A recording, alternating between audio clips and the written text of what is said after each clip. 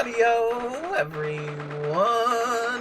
Losset here, back in action for more Shlome's Sweet Attraction. That's right, it's Shlome Sweet Shlome, as we're following Investigation 2 of the case for Twisted Karma. We have a defendant to defend, Brock von Zieks, and honestly, it's looking less and less like he did it and more like he was set up. But we don't know for sure yet.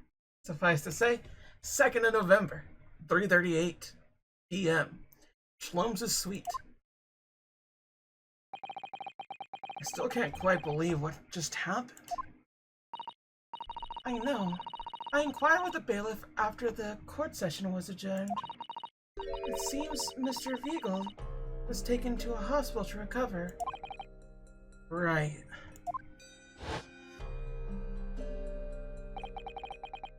"10 years ago now. Mr. Viegel attempted to commit suicide by jumping out of the window of the prison governor's office. But ever since then, he's completely blocked the memory of those events from his past.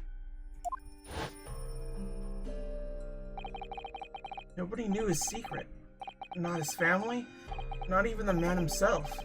But I forced it out into the open. Was it wrong of me to do that? Did I overstep the mark? Wonder.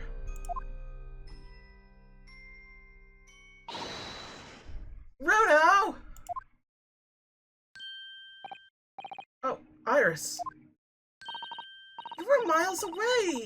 Anyway, I brewed a fresh pot of soothing tea for you. Oh, thank you. You and Susie have an exhausting day so far, haven't you? Oh. Thank you, Iris. How thoughtful of you. Do you happen to know where Mr. Shlome's is? When we came out of the courtroom back into the defendant's antechamber, he disappeared. Oh, no, I don't know. He suddenly sprang to his feet and left. All he said was, "I must leave." I wonder if he's pursuing the mystery of Inspector Grayson's death. Well, you know what Hurley's always saying, don't you? There are mysteries in this world that should perhaps never be solved. Huh? For the construction of a solution comes only at the expense of the destruction of something else. What does that mean? He knows very well that when you open someone else's old wounds, you often open up your own, too. He just can't take his own advice and leave well alone. Solving mysteries is too important to him. So true. But that's what I like about Hurley, after all. I suppose that's a lot of a great detective, in some ways. So then, let's have tea, then I'll give you a hand. Oh, do you have time, Iris? Yes, I finished this month's manuscript at last, with barely a day to spare before the deadline. Oh, I'm so looking forward to it. A brand new story to read in the adventure of Herlock Sholmes. You know, I always hit Hurley's violin in the days before I have a deadline. You do? Or Mr. Shlomes. I'm sure that's very wise, Iris. How sensible of you. Now then, my dear fellows, let's make a plan of action before we continue our investigation. Oh, okay. But before that, we have to examine everything here. Or everything is examined. Oh my god. I left my window open today, and I think there's a little bit dirt going into my sinuses and stuff. It's kind of wild. Yeah, I'm gonna assume everything's got. So we'll just talk to her then.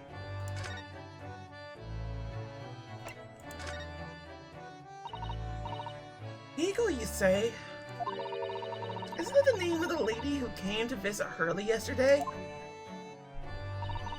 That's right, to ask Mr. Slomes if he would help her find her missing husband. Only Mr. Slomes completely passed the buck to us. Actually, didn't you say that Mr. Viegel had been taken to the hospital? Do you know which one? Ah, it's St. Sinner's. I'm starting to wonder if all the other hospitals in London have closed down. But that's amazing, Runo! You found the lady's husband already! Well, I suppose I have. By accident. And 10 years ago, while Mr. Viegel was the chief wardener at the prison, he was responsible for overseeing the professor's incarnation. No! So when the convict escaped, he was held responsible and immediately dismissed. Sometimes I really don't want to grow up. There's more. For 10 years after that, while he was constantly working as a peddler, he also had another secret job. He was paid by Grayson to be his stand-in, to impersonate the inspector. To impersonate Gregsy? But why? I have absolutely no idea. Penny was right. I'm starting to think all adults are up to no good now.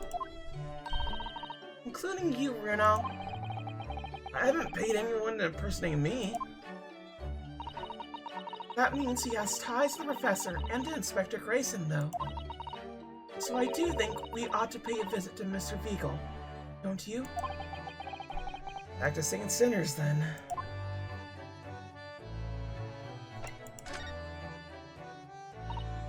So, how did it go in court this morning? Well, we still don't know the truth about what really happened, but one thing is increasingly clear. Lord Van Zieks definitely didn't do it. Oh, goody! Yes, that's right. We managed to uncover several new facts as well. Oh, really? And there was another development, too. Kazuma. Yes, it's quite clear now that Kazuma-sama is not himself. The way he's acting, it's almost as if he's possessed. I know. I mean, at the end of the proceedings earlier, he was like a bloodhound the way he was chasing down Mr. Viegel's forgotten past. Not normally so mercilessly persistent.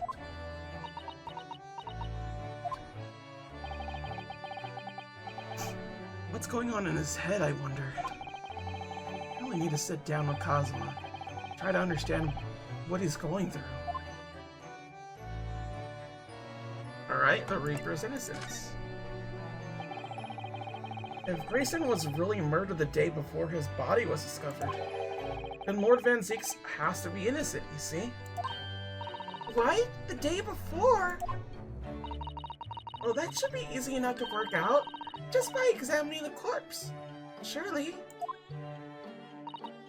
Yes, you would expect so. But curiously, no time of death was included in the autopsy report. That is curious. There's still unanswered questions about Lord Van Zieks, though, aren't there? How do you mean? I mean, what was he doing there on Fresno Street that day in the first place?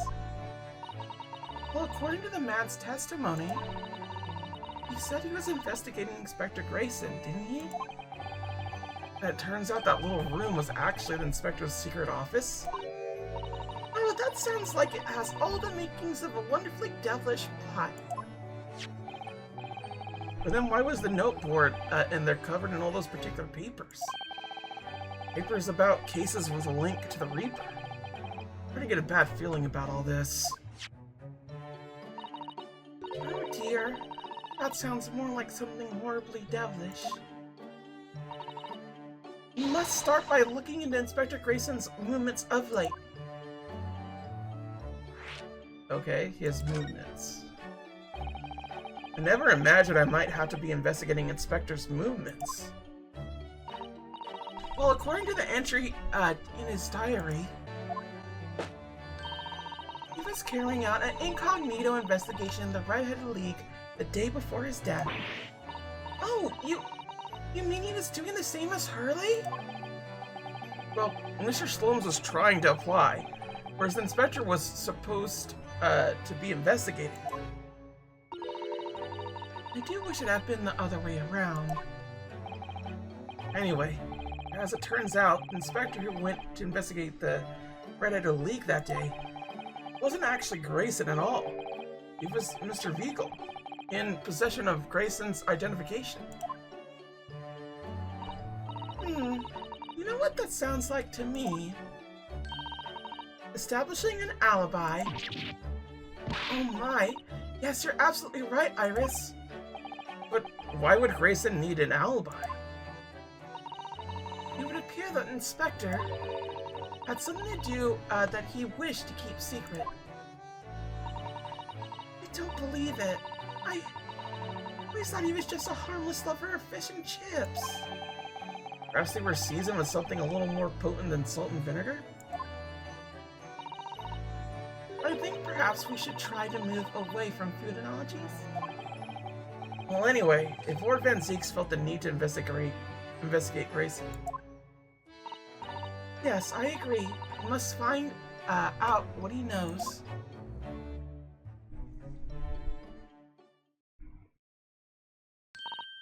Well, I think it's clear what you need to do, isn't it? Let us investigate, my dear fellows. Oh, Iris! Even more enthusiastic than usual today. If anyone has anything to hide, my special Wilson shooting iron would soon set them straight. That water pistol? It's stuffed full of a piping hot, extra special blend of mine. And I'm quite sure it'll be very effective. I'd better be careful not to hide anything. Well, if it feels a little strange that Mr. Slomes is nowhere to be seen, but still. Let's go and see what we can find out. Yes!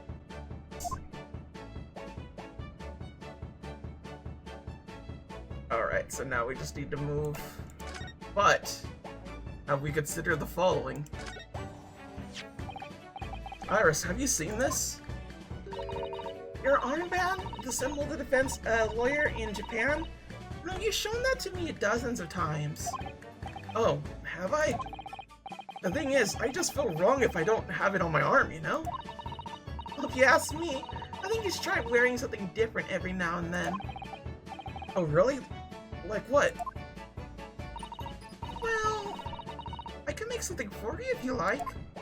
How about a band that squeezes your arm when the person you're talking to tells a lie? I'll keep a space for you on my left arm then. Interesting, interesting. Suffice to say, we need to move now. But to where? There's a lot of places we could be. And it looks like... that was the most persistent, right?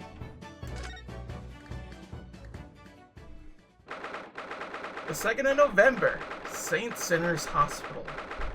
Warden 3. Doesn't look like anyone's here. Why did it press us to go here? Okay, here. There must be the patient's treatment notes. Let's see. Tendency to jump from windows. Remember to place cushion at base of wall outside. Aren't we a story up from the ground here? Oh dear. Poor Mr. Veagle. Can't help feeling that there's a better solution to the problem than a cushion, though. Finding something you've lost isn't always a happy experience, turns out. Pursuing the truth could be a very dark business sometimes, can't it? Yes, I'm afraid it can. Alright, what's in here? There are all sorts of medicines in this cabinet, I think. Look, Not sure if it's safe leaving them in reach of everyone like this. Yes, you're right. I can imagine if you were peckish, you might try some of the pills. Well, at least there seems to be a little lock to secure the cabinet doors. I don't imagine that would stop you if you were hungry. I worry that you break the lock. Hunger doesn't turn me into a criminal, you know, Mrs. Sato. The way she talks to him as if he is a dog, okay? I'd just say it. It's very funny to me, because it's just, it doesn't stop. This thing has caught my eye before, actually. I suppose it's some sort of slogan for the ward? A cheerful welcome message, perhaps? Let's see. Pay with good cheer, leave with good cheer. Well, look at that. You were spot on, Mrs. Sato. It is full of cheer. I wonder how many discharged patients pay their medical bills with good cheer, though. Once I had a very painful injection when I fell ill with a cold. I felt awful already. So why did I have to suffer that sting of an injection as well as the bill? I yelled at the doctor. Oh dear, what terrible treatment. Yep, hospitals are a scam. They just pay you money for what your body would do anyway. Your body would eventually heal you. Got cancer, it would heal you. That's how it works. This is not how it works. This is absolutely not how it works. There are a lot of bottles of the cabinet there, aren't there? You think it's safe to keep them there?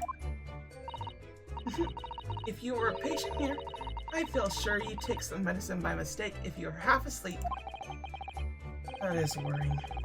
But at least the cabinet has a lock, even if it's only a flimsy looking one. Oh, I have no doubt you managed to unlock that somehow when you were half asleep as well. There are limits even to what I could do when I'm half asleep, you know, Mrs. Sato. According to her, you could do anything as long as it's taking those yummy, yummy pills. Oh, look, a pair of crutches. Before I came to Britain, I hadn't realized they were used here as well. I imagine they were imported into Japan from Great Britain in the first place. Oh, so no one in all of Japan broke a leg before their arrival? Anyway, the sight of these things don't bring back good memories for me. Oh dear, did you injure yourself once and need to use some? When I was little, I thought they looked fun, so I borrowed a pair to play with. But then I slipped and sprained my ankle. I see. They contain powerful magic, those wooden staffs. Power to heal and to harm. I think a certain cheeky little boy managed to cause the harm all by himself. Ah, patient treatment notes. What do they say, I wonder?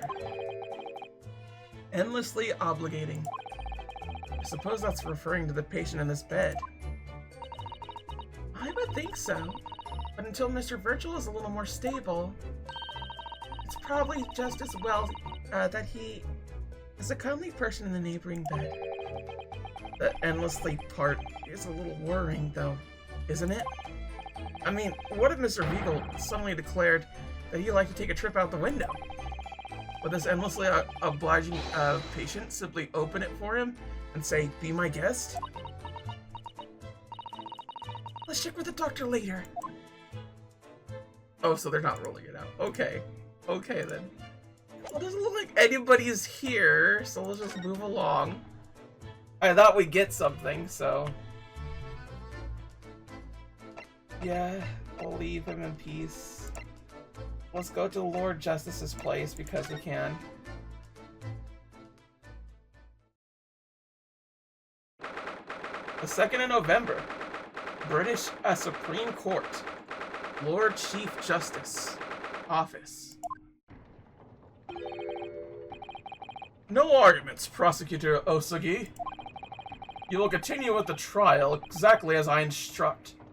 Is that clear? Perfectly.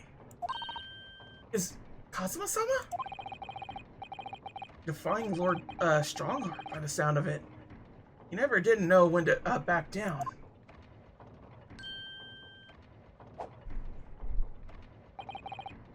On your way now, Osagi. My lord.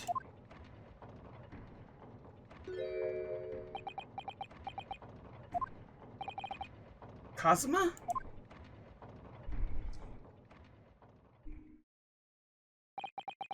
He left without saying a word. Yes, what are you doing here? Oh, well, I was just hoping to ask you a few questions, if you wouldn't mind. Ramon Van Zeke's trial concluded today. But Prosecutor Osagi's unwelcome inquiries are going to make it take longer than necessary. Unwelcome inquiries? As a result, I'm losing even more precious time. Currently 2 hours, 55 minutes, and 41 seconds. 42, 43. And we must resolve everything before 3 hours have passed, Mr. Naruto. In a miraculous not even 5 minutes? Anyway, I can't leave the man's obvious bad mood put me off. I need information. Okay. And I present to you the badge. It's a badge. Your defense lawyer's blazon? Well, it means a lot to you. Oh yes, it's a keepsake from my best friend, as well as a symbol of what I'm trying to achieve. That friend has returned to us now, Mr. Naruto. Well, until it's time to return this to him, I intend to keep wearing it proudly on my arm. That friend is going to face you in court, Mr. Naruto. Complicated situation by the sound of it. Okay. Damn. Oof. Everything is got. So let us converse. The Reaper. Does Prosecutor Osagi believe that Lord Van Zeeks is the Reaper? I wanted to know. It was 10 years ago, in that fateful close trial, that Lord Van Zeeks made a name for himself among the judiciary. The next trial he fought, he lost. It meant the ringleader of a criminal organization was acquitted, thanks all to the jurors being under duress. That's awful. The man's freedom was short-lived. It lasted just 3 days. Yes, let me see. He died in a rock slide at his place at work, I believe. Correct. That was an inauguration of the Reaper of the Bailey. And people believed Lord Van Zeeks was responsible? He was brought to trial himself, but it was shown to have been an accident. So he must have had a solid alibi then. Nevertheless, the mysterious deaths continued. In total, 16 persons perished in unusual circumstances, obstinately at the hand of the Reaper. And that's a long run of coincidences. Well, the Reaper's true identity may well be revealed by this trial. And the impact that revelation would have on the British public cannot be understated. Is that why it's a closed trial? Precisely. Okay, then closed trial then. This country hasn't been seen a closed trial for 10 years. The last one was the professor's? The trial of Genshin Osagi? Correct. Actually, we heard that originally you were going to prosecute the trial yourself, Lord Strongheart. Van Zeeks entreated me to relinquish the prosecution to him, and he might avenge his brother's death. And here we are, 10 years later. With the son of the man Van Zeeks had condemned now, looking to avenge his father's death, in the same way. You say that what goes around comes around. However, it would seem the new young prosecutor is harboring some ulterior motive as well. Kazuma is? I like my organization to run smoothly, in the exact manner that I prescribed. As with the giant clock in here, I won't tolerate a single cog being out of step with others. Ah, so that's what all these gears are about here. The young man refuses to mesh with the other parts of my great machine. I will be forced to take steps. What do you mean? Not something with which you need to concern yourself. In any case, all your questions will be answered tomorrow.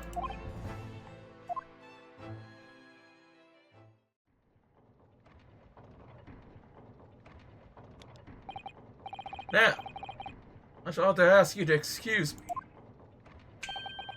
As of this moment, I've been delayed from attending my next meeting by precisely 3 hours. Oh my, that is a long time. And I hold you entirely responsible. Even though we actually managed to fit everything into not even 5 minutes?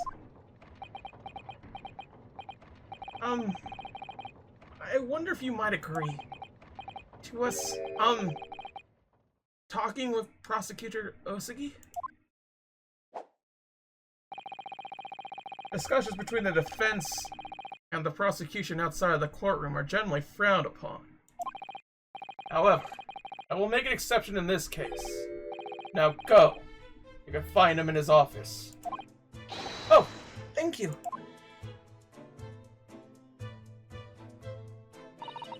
Let's go see him at once, Mr. Naruto. This one's my best friend in the whole world, but really not all that sure I know how to talk to him at the moment. Well, we're gonna have to talk to him anyway, right? Let's go do it.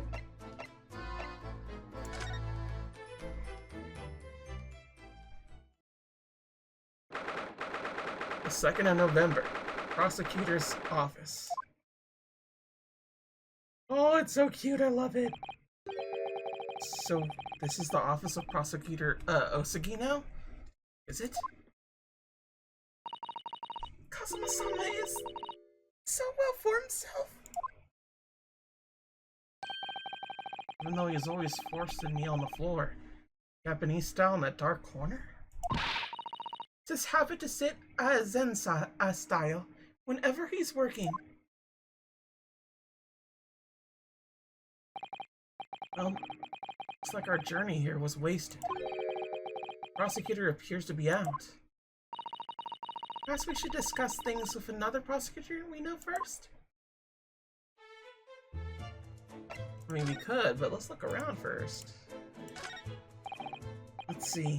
What have we here? Mr. Naruto, it would be very underhanded to clean information for Kazuma-sama's office while he's absent. Hmm? We should wait until he's here before we start nosing around. Oh, of course, yes.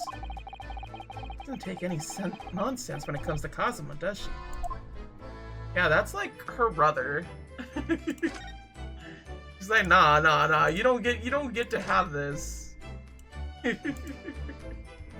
Yeah, we're barred from it.